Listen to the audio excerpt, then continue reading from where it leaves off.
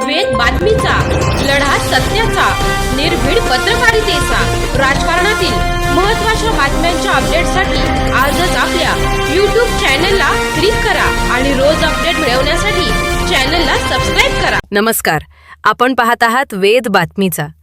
डिग्रसमध्ये बिबट्याचा धुमाकूळ, 2 बोकड व 1 शेळी ठार, सुमारे 50,000चे नुकसान.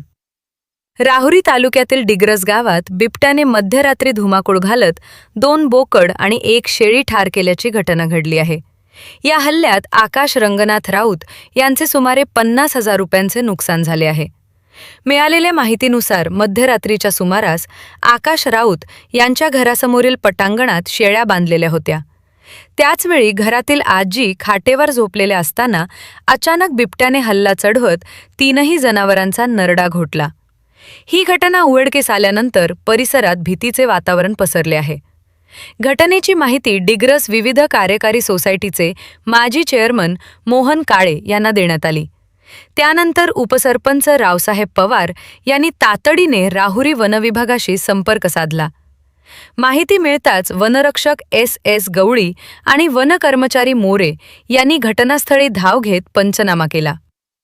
राऊत कुटुंबाचा उदरनिर्वाह मुख्यतः शेळीपालनावर अवलंबून असून या हल्ल्यामुळे त्यांचे मोठे आर्थिक नुकसान झाले आहे. त्यामुळे वनविभागाने तातडीने नुकसान भरपाई द्यावी आणि गावात बिबट्याचा बंदोबस्त करावा अशी मागणी ग्रामस्थांकडून करण्यात येत आहे. दीपक मकासरे, वेद बातमीचा, राहुरी.